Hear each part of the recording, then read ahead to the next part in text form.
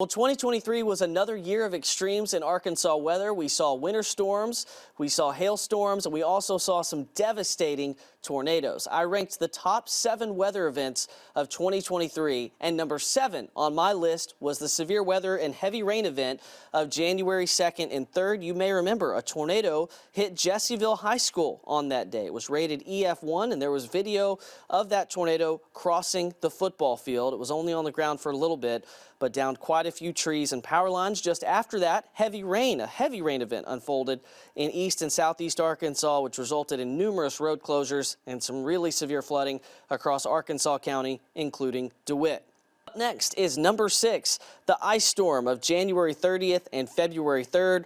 We found ourselves in the middle of an active stretch of winter weather, and it was just an icy mess. A lot of sleet across north and central Arkansas. Icy travel was common into February 2nd, and between the 1st and 2nd, we saw an ice storm unfold across South Arkansas. Little Rock recorded a ½ inch of ice, but totals were over ½ inch in the southern part of the state across Dallas County, down towards Star City, Pine Bluff, and into southwest Arkansas.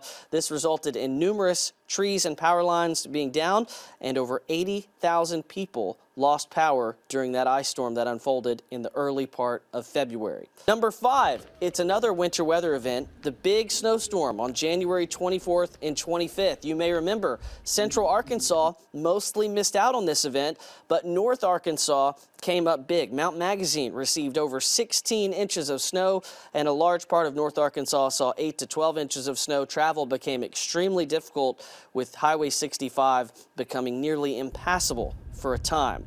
That snowstorm wrapped up early on the 25th, and the weight of the snow caused over 100,000 customers to lose power in North Arkansas. Number 4 is the widespread storms of June 17th and 18th. June was an exceptionally active month for severe weather. On the 17th and 18th, we had several areas of damaging winds with over 100,000 without power.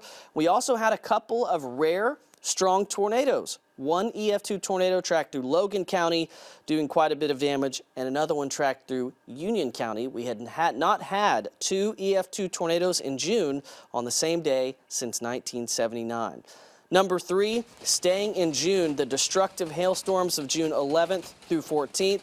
This was one of the worst hail events in state history. We had a barrage of hailstorms that really got kicked off on June 11th, with storms that produced baseball-sized hail at Clarendon. And then on the 12th, 13th, and 14th, we saw multiple rounds of destructive hailstorms with hail falling in severe Little River, Pike, Clark, Howard, Faulkner, Lone Oak, Hot Spring, Garland, Grant, Lincoln, Cleveland, and Deshay counties, among others.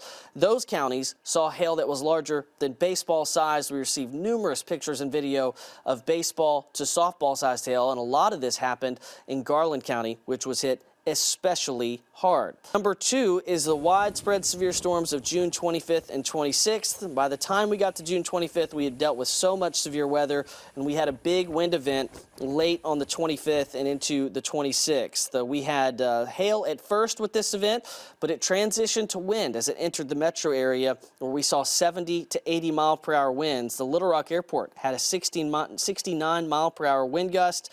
There was structural damage and numerous power outages. Most of Lone Oak County lost power, and we had 150,000 utility customers lose power across the state. 2 people died in Carlisle when a tree fell on a mobile home. June 2023 was the most active severe weather month of the year. Top event of the year, of course, is one that we all remember well and touched so many of us. It was the tornadoes of March 31st. That was probably the most significant severe weather event in central Arkansas since the tornado that hit Roland, Mayflower, and Valonia in 2014. This event was a little bit different. It happened in the middle of a Friday with so many people witnessing the destruction firsthand. If you were in the area, you saw it or you saw the destruction. The tornado began in West Little Rock. It strengthened into an EF3 with winds of 165 miles per hour and was on the ground for 34.4 miles, tracking through North Little Rock, Jacksonville, Sherwood, and ending up just south of Cabot. This tornado was the highest rated tornado in the Little Rock city limits since 1999. Only 1 fatality happened in North Little Rock, and it's a miracle that we didn't have more fatalities with this tornado crossing busy roadways like I-430 I-40 and 67. 54 people were injured. Now, this wasn't the only tornado of the day. Another tornado was on the ground for 73 miles in East Arkansas and devastated wind, where 4 people died. It's interesting to note that with that tornado, students were dismissed hours before a tornado hit the high school. Over 2,700 structures were impacted in central Arkansas, and over 60,000 lost power during that event. Of course, in 2023, we had several events that we never want to have again. Number one being that tornado that hit central and East Arkansas. I want to thank each and every one of you for coming to the Channel 7 weather team for your weather information.